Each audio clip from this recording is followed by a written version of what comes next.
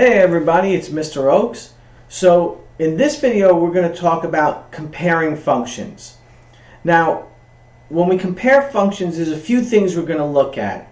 We're going to look at whether the function that we're looking at is linear or nonlinear, because then we can compare them and say, well this function is linear but this function is nonlinear. And that will also affect some of the other questions that we have. Such as the second question being, which function has a greater slope or rate of change? Well, if one of the functions is nonlinear, we can't find its slope. So we really can't say, well, this is a greater rate of change or greater slope comparatively.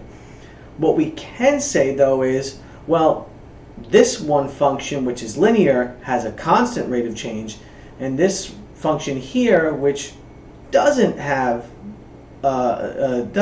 isn't linear,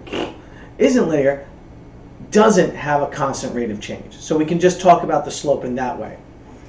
The last thing is we're going to talk about the y-intercept. Now, if you've seen any of the other videos, you know that slope and y-intercept seem to be very, very important, and that's because, well, they are. They are because they tell us a lot of information. They tell us about how quickly the rate of change is going, whether we had a different starting point than just zero, and able to kind of use that to help us determine things when we have equations or graphs or tables and things like that. So when we compare them, we want to look at those things and say, well, which one has the greater rate of change? Which one has the greater slope? Are they linear or are they nonlinear? Those are the types of questions we want to ask when we're comparing functions. And as always, when we compare things, they're not necessarily always going to be in the same form. So as you see, I have here my first function is an equation. Actually, I'm going to call this function A, and this function is function B. Now, my first function is an equation. My second function is a table. So I can't just look at them and say, oh, well, this is how it goes. I have to go and work with them. So that's why it's important to go and compare it and look at things that we can narrow down and make the same, such as looking at the slope and the y-intercept. So again, the first thing we're going to determine is whether we have a linear or nonlinear function.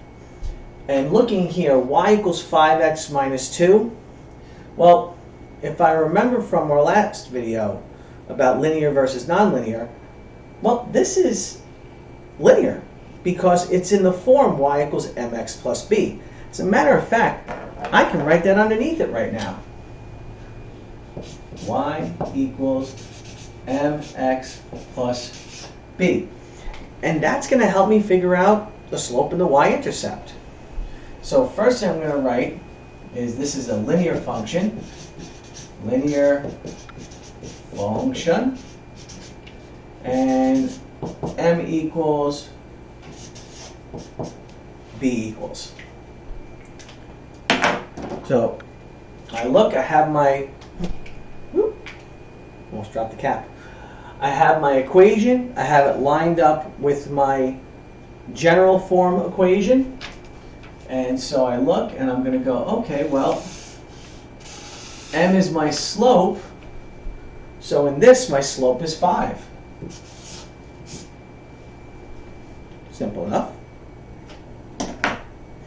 And then my y-intercept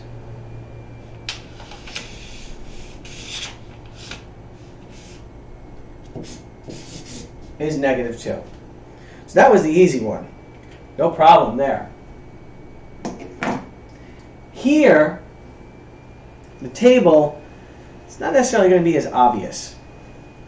So the first thing I always look for when I have a table is, what's the y-intercept? And the easiest way to find that is to look and see, do we have 0 as the x value in our table? And in this one, yes, we do. We have it right here. So then my y-intercept is whatever the y value is.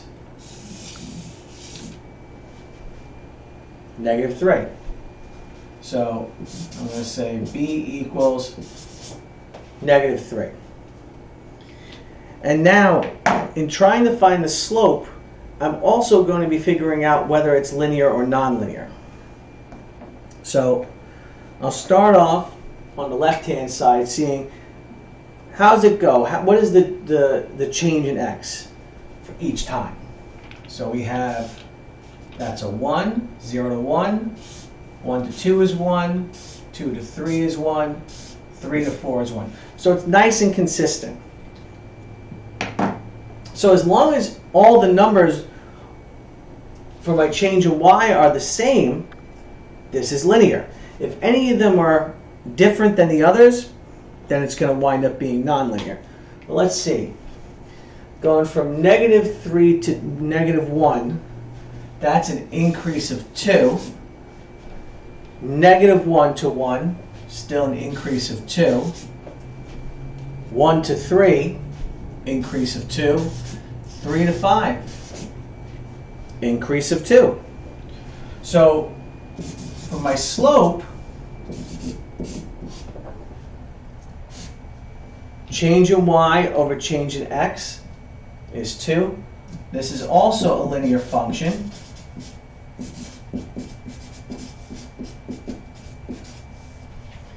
And now what I'll do is I'll compare their y-intercept and their slopes. First thing I'm going to do is I'm going to look at the slopes. Function A, its slope is 5, so its rate of change is 5. Function B, its rate of change is 2. So function A has a greater rate of change, and then I'll look at the y-intercepts. This is a negative 2, this is a negative 3. This is the greater y-intercept. This is the greater initial value. So we can just add on. Function A has a greater rate of change and a greater initial value. So that's what I would do. I would write just, oh, this has a greater rate of change. Function A has a greater rate of change and a greater initial value. If they're different, then you'd be like, oh, function A has a greater rate of change, but function B has a greater initial value. And that's how you would compare them. Okay? As simple as that. Simple as that. Okay? And let's take a look at now a table and a graph. So again, the first thing I'm going to look at is, are these linear or nonlinear? And I'm actually going to start with function B because it's obvious whether it's linear or nonlinear. This line is curving. So this function here, function B, is nonlinear.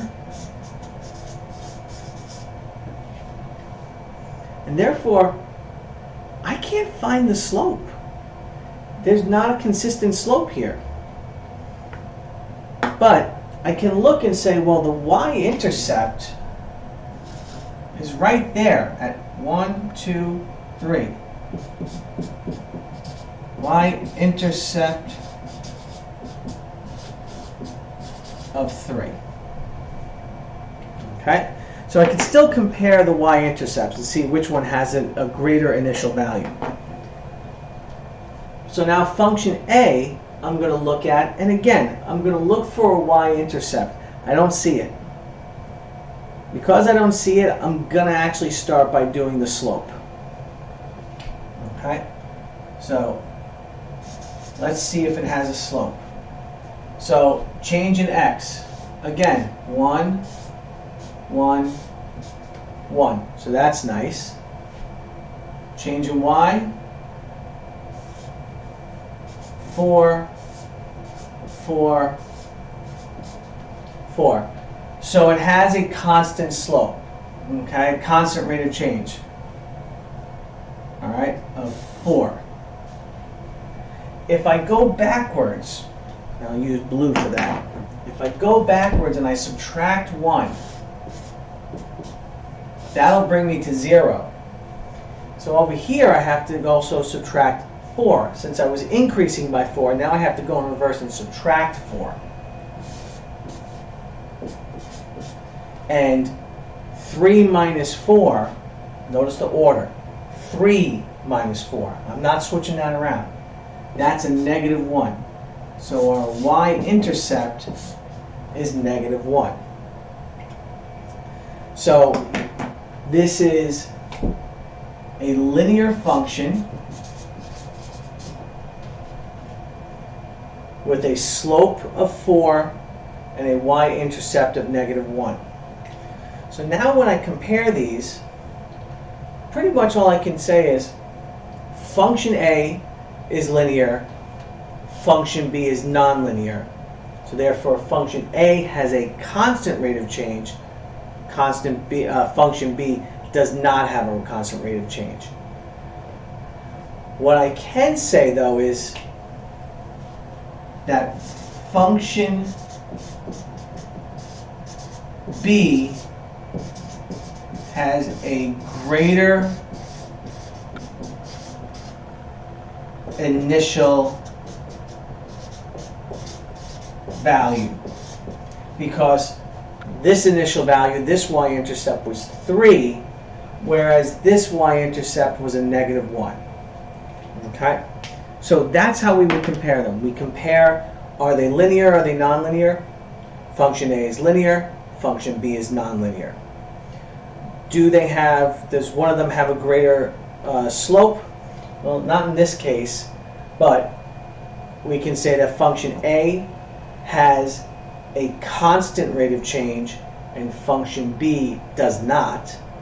But then we can actually point out that, oh, well, function B has the greater y-intercept, greater initial value. Now, I hope this was helpful. Please, as always, comment, like, and subscribe. That's the way to help me understand if these videos are helping and how I can improve and get better at this.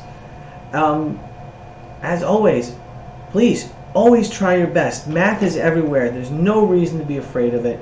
Once you see the patterns that are out there, you'll just see how beautiful of a thing math is and how it actually is involved in your life more than you actually know. I'm Mr. Oaks, and I'll see you in the next video.